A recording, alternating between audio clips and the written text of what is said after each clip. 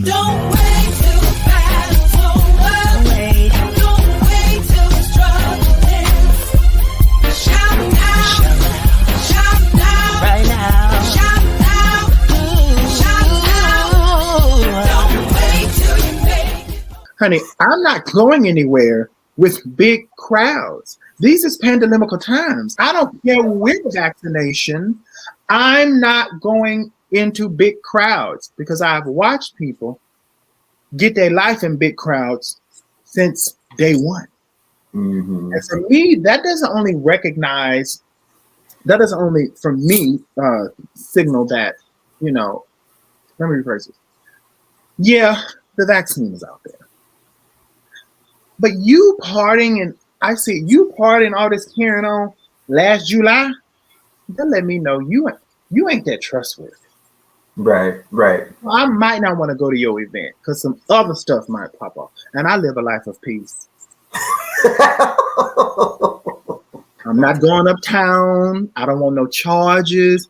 I don't want to be around people that's doing a whole lot of flim flam stuff back and forth. So my bubble has been the same since March 13th, 2020. I've been around the same people. Yes, I've traveled. I've been places. But it was a double mask. I always said, honey, if COVID get me, he gonna earn it.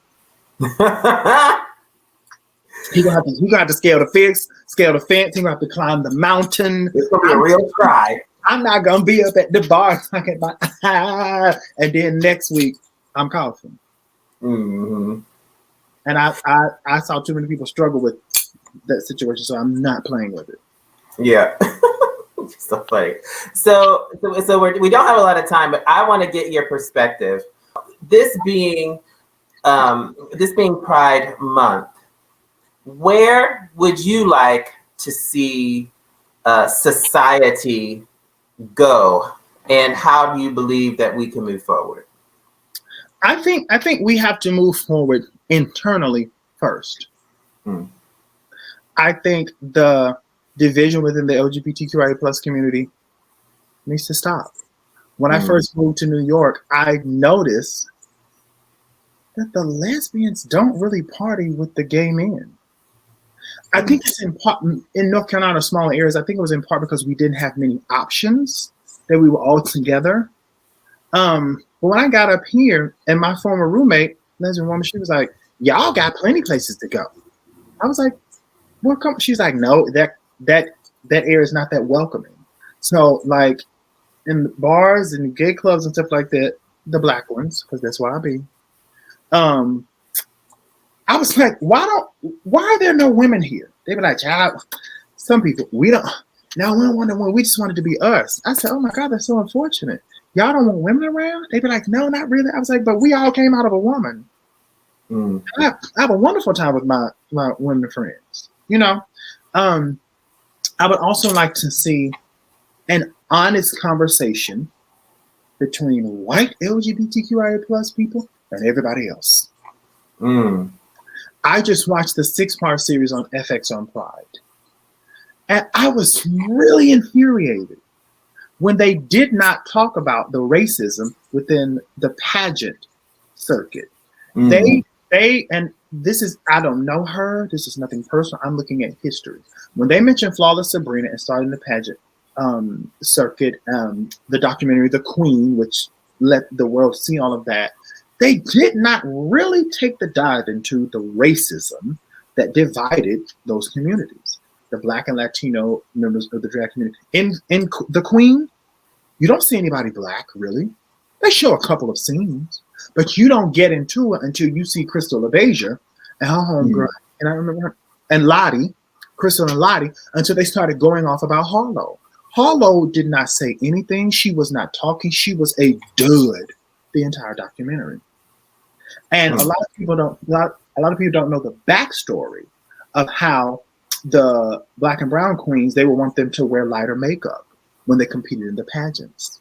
Also, there's a documentary called The Sons of Tennessee Williams, and they talked about the drag and ball culture in New Orleans in like the late 50s, 60s.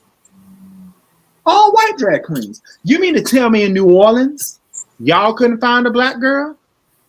in a gown and a beat face. And even in the documentary, they talked about one year where they were being discriminated against by the police and local principalities. They kept them from getting a permit for the hall, the space that they used for their yearly ball, which was the highlight of their social calendar. So the police in the city said, aha, if we block their permit, they don't have a space, they can't have their event. They knew that the Black queens had a space and asked them, could they use it? And they rented it, and their social calendar carried on, their big event carried on. Do you think they had a Black person talking? No.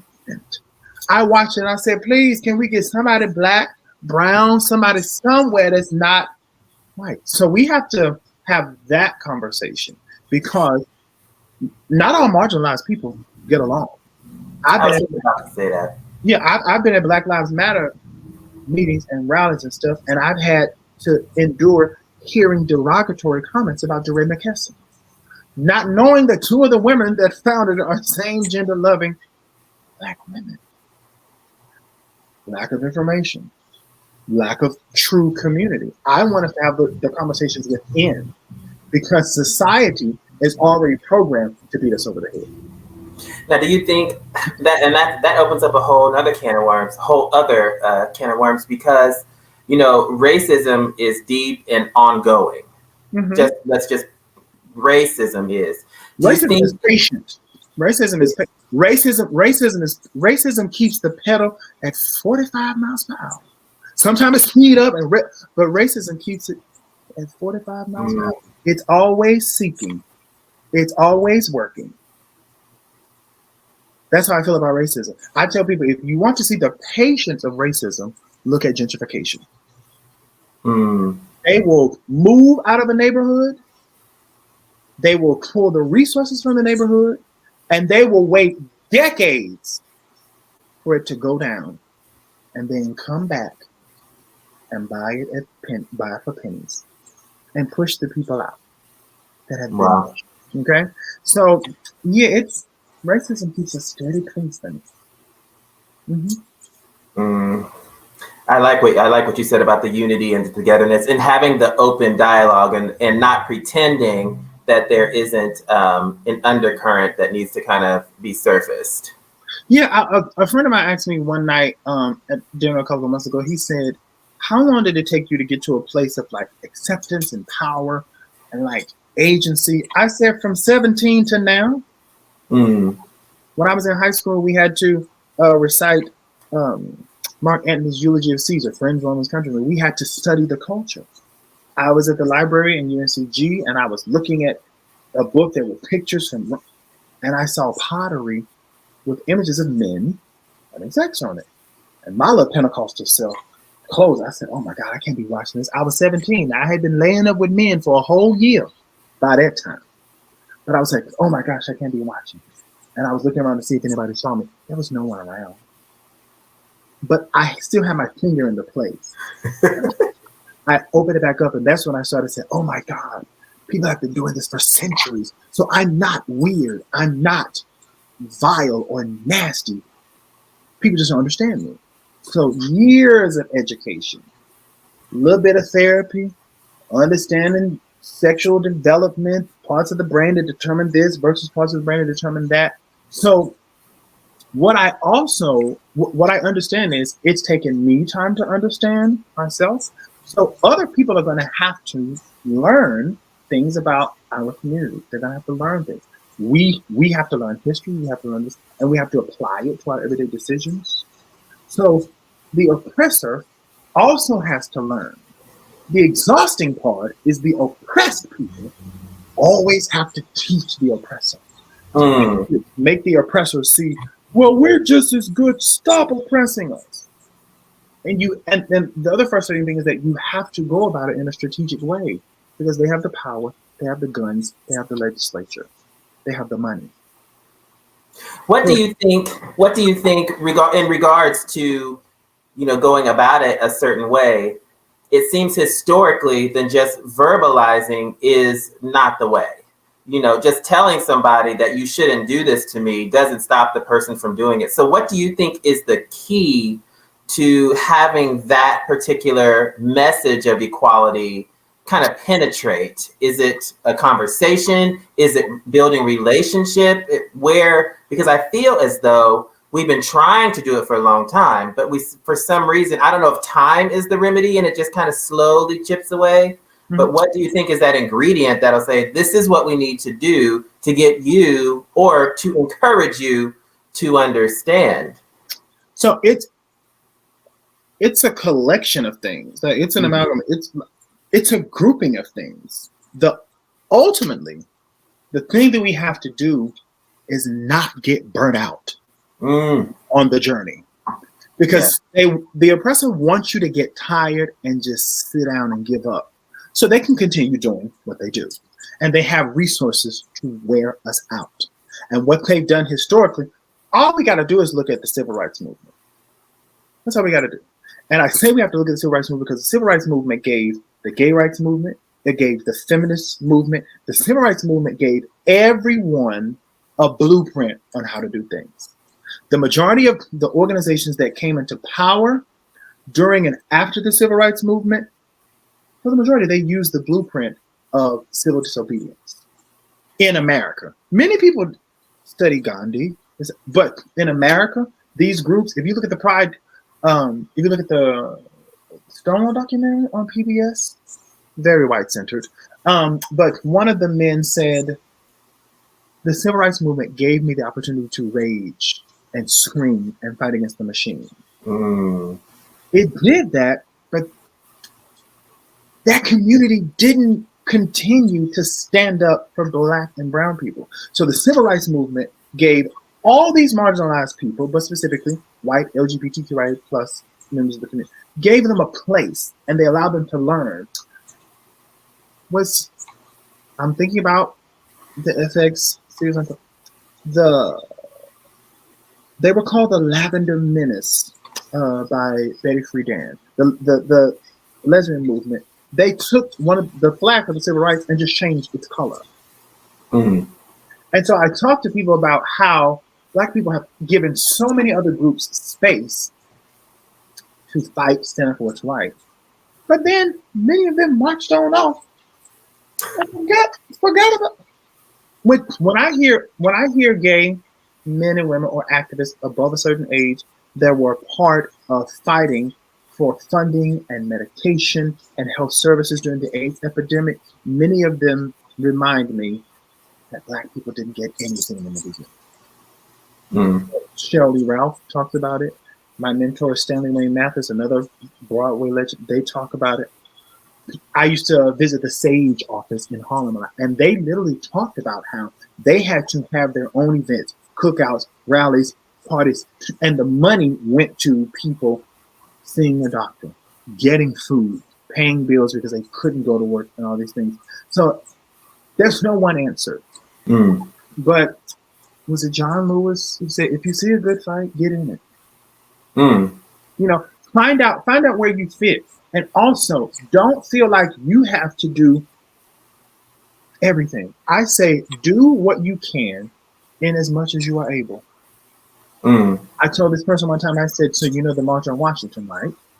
They were like, yes. I said, the brainchild of that was Fire Rustin, a gay man who had been pushed out of the civil rights movement by Adam Clayton Powell and other people. And when he was thrown out of the civil rights movement, he came to New York and started doing, a part of his journey was doing a lot of work for gay rights and stuff. I said, he was an organizer. People had to get transportation. He helped, and he was overseeing organizing transportation buses. There were people that made sandwiches for food bags for people in attendance. There were people that opened up their homes so people have somewhere to stay. So you may not have been out there marching because you just could not lose your job, but you could give $20 for some sandwiches. Women have been the backbone for all the movements, for everybody, not just Black folk. But again, because of patriarchy, we see men in suits standing up talking for the most part. And we also have to understand what we should expect. James Bevel was a civil rights activist and a leader. They would send him into cities at night Look at the movie Selma. Common played James Bevel. And he did not wear a suit. He was not flashy. They couldn't readily identify him. Because what they did was, if you watch, there's a documentary called The Children's March about Birmingham, and you understand why 16th Street Baptist Church was bombed, because it was a meeting place for the movement. Dick Gregory said, I got out there to the march, and they threw my ass in jail in about 15 minutes. They knew to kill off the leaders, kill off the warriors. Malcolm, Medgar, Martin, all those people. That's why James Baldwin said, I had to leave America because I felt danger and death over my shoulder. He said, they killed my friends. He said, I had to leave and go do the work that I thought I was called to do about the majority of his writing. He said, then Harlem started to call me back. So everyone has their own process. I do what I can through the platforms that I have, social media. I don't have an organization that backs me. I don't have anyone to fly me around. I don't have anyone to post me up. I don't particularly need that. And I don't feel like I'm doing less because I don't have that. So I think that we all have to do our part. And if you cannot stand up and be open, if you don't have that level of strength to say, hey, that's not right, you can stand up in your own way at the ballot box. Nobody sees your activism there. So you can have silent activism. Well, not all the way silent, but it doesn't have to be boisterous. Yeah, absolutely. You can give money to, nobody sees you going on a website and giving money to an organization. Nobody sees that. I'm loud, I'm big, I know how to fight, I'm generally not scared of things. So, but everybody isn't like that. Some people are not confrontational. They're like, oh my God, those people that were marching, they started fighting, oh my God, and the police drove into the barricade. I could never stand up and do that. Some people asked me, the march for Black Trans Lives during last summer, it started in like Soho area, Wall Street area, and we marched down to the Village. It was hot. The sun was on top of all of our heads. And people said, oh my God, I wanted to go, but it was so hot. I didn't shame them. Honey, people got health issues. You don't want nobody stroking out in the street. I said, but it was nice to see. I was telling those people, I said, it was nice to see. People had their cars with their trunks open, a little table set up. You can stop and get sunscreen, water, a kind bar, a snack, juice to help the people. They were like, here you are. They were giving people wipes because it was sweating. Honey, we was hitting armpits because we didn't want to offend nobody because it was a long march and Dove and Secret and Degree was ran. So just do what you can, as much as you are able. And if you can't figure out if you haven't figured out what it is you can do yet, just be kind to your neighbor. I can't change the White House right now. I can't change capitalism. I can't change big business. Ain't none of my activity gonna make Jeff Bezos any less of a billionaire. But I could not be an asshole to my neighbor. I could not be nasty toward a frontline worker, a cashier in the store. So there's so many ways we can. It's a web. Everything is woven together, just like systematic racism. Everything's woven together. And I want people to understand what a system is. Okay. Like a car is a system. You turn the key and crank the engine, but the engine has to sit in the block that is a part of the frame of the car. You got to have wheels and you need doors to travel safely. You got to sit in the car. That's a system. And systematic racism, it's a system. We have a central nervous system. If you stomp on my toe, my brain is going to say, ooh, move your foot back. This is a system. If something compromises, my body's going to protect it. So systematic racism has a built-in protection system.